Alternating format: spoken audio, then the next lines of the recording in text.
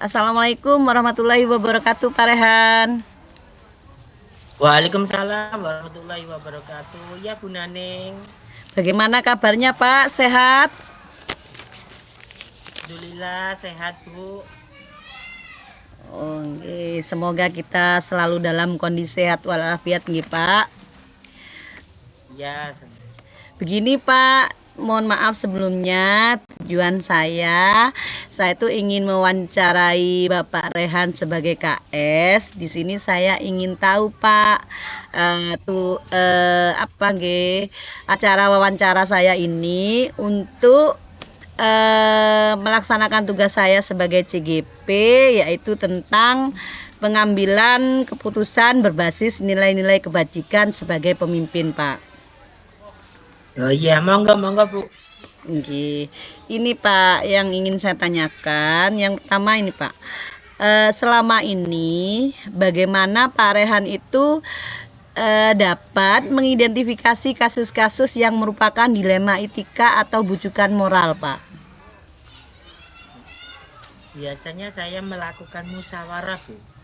Musyawarah dengan beberapa orang atau beberapa pihak yang terlibat dalam situasi tersebut. Dalam musyawarah tersebut, kita mengumpulkan fakta-fakta yang relevan yang berkaitan dengan masalah.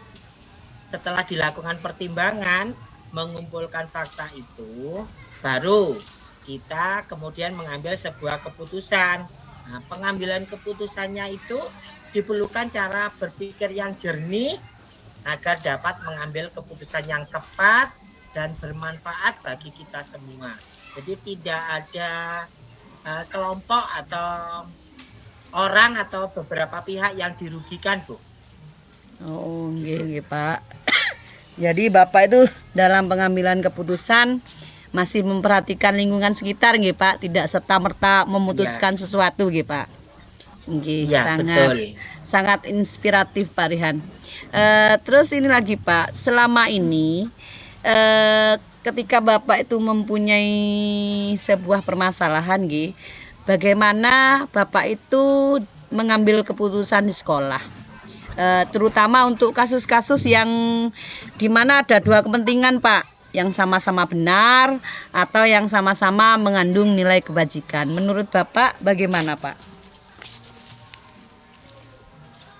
Yang bersama biasanya saya ambil itu dengan dua cara, Bu.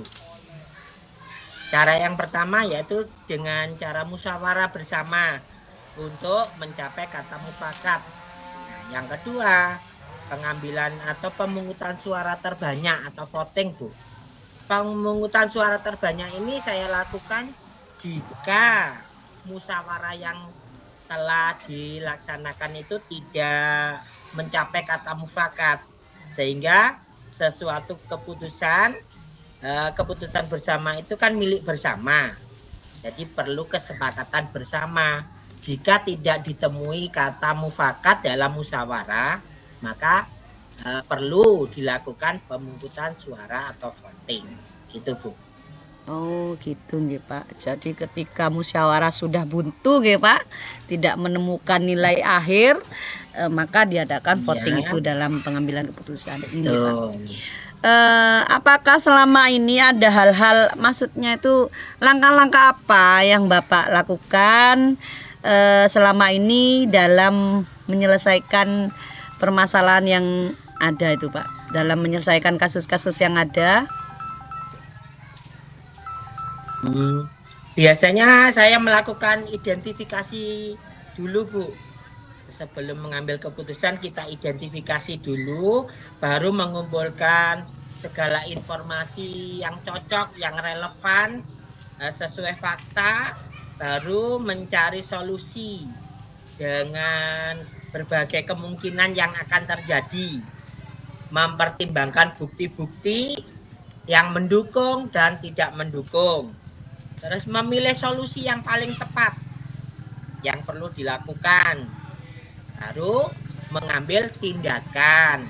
Setelah itu meninjau keputusan apa yang diambil, apakah banyak pengaruh positif maupun negatifnya, itu Bu. Jadi langkah-langkah itu sudah Bapak lakukan selama ini dalam pengambilan sebuah keputusan nggih, Pak? Ya. Nggih, Nggih. jadi tidak serta-merta memutuskan nggih, Pak. Ada langkah-langkahnya yang Bapak iya. ambil nggih. Nggih, Iya. Pak. Menurut Bapak nggih, hal-hal apa saja Pak yang selama ini dianggap efektif dalam pengambilan keputusan pada kasus-kasus di sekolah tentang dilema etika itu, Pak? Nah, ini pengalaman saya nggih di lembaga Nggih, saya. nggih, Pak. Itu saya mengenali masalah bahwa yang ada di dalamnya ada yang saling bertentangan. Terus menentukan siapa yang terlibat di dalamnya. Itu perlu, Bu. Perlu dilakukan menentukan siapa yang terlibat, siapa saja gitu. Terus mengumpulkan fakta-fakta sesuai dengan situasi yang terjadi, mengidentifikasi apakah masalah itu benar atau salah. Baru kita melakukan pengujian paradigma benar lawan benar. Melakukan pencarian opsi lain atau opsi alternatif jika opsi yang pertama gagal. Setelah itu kita memanggil secara personal yang berkaitan untuk menanyakan permasalahan dan menggali informasi sehingga dapat memberikan solusi yang tentunya tergantung juga pada tingkat kerumitan masalahnya. Itu, Bu. Nggih.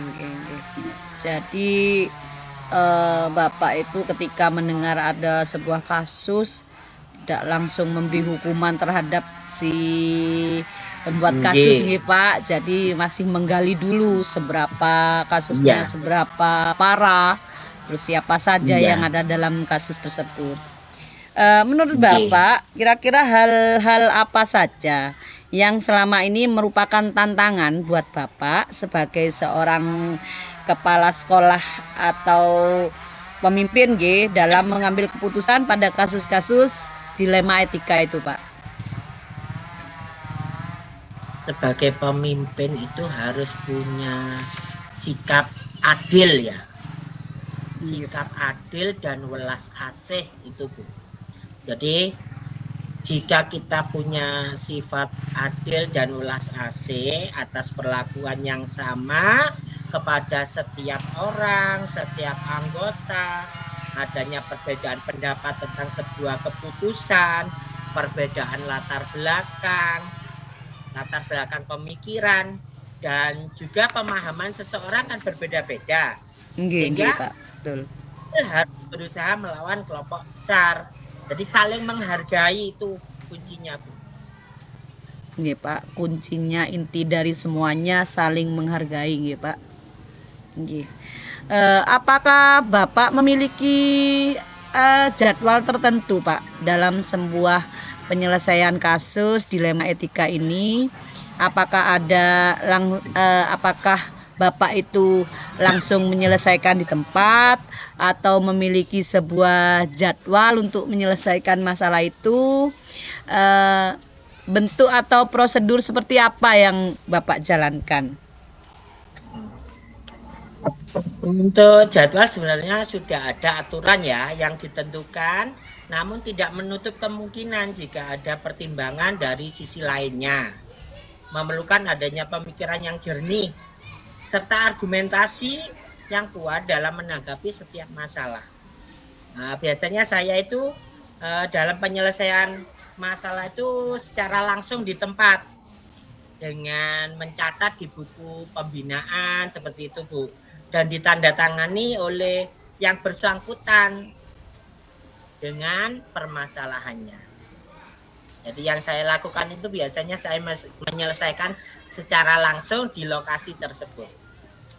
Oh gitu nggih, Pak. Jadi Pak Rehan dalam menyelesaikan permasalahan itu tidak membutuhkan waktu nggih, Pak. Waktu tertentu hari apa akan menyelesaikan tidak nggih, Pak. Ketika ada permasalahan langsung Pak Rehan ambil sikap menyelesaikan di tempat. Nggih, Pak. Sangat inspiratif, Pak.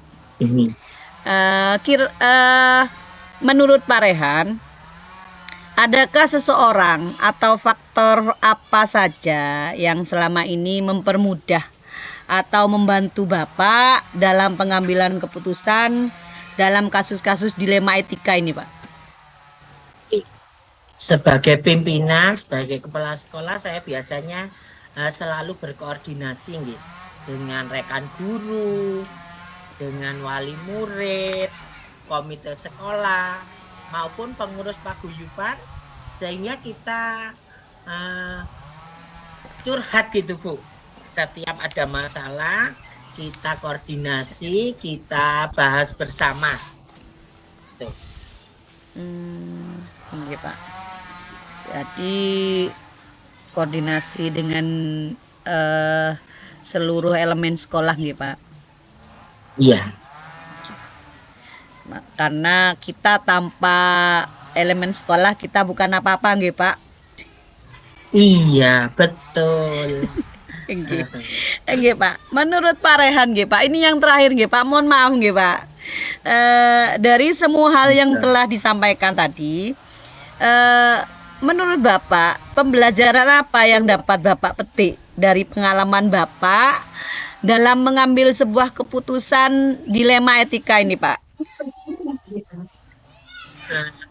Menurut pengalaman saya itu, kita sebagai kepala sekolah itu harus pandai-pandai ya, dengan cara mempertimbangkan dengan sebaik-baiknya dari segala sisi, sehingga kita betul-betul merasa yakin dengan keputusan yang akan kita ambil, keputusan yang kita dapat, terus menambah ilmu dan wawasan dalam pengambilan keputusan.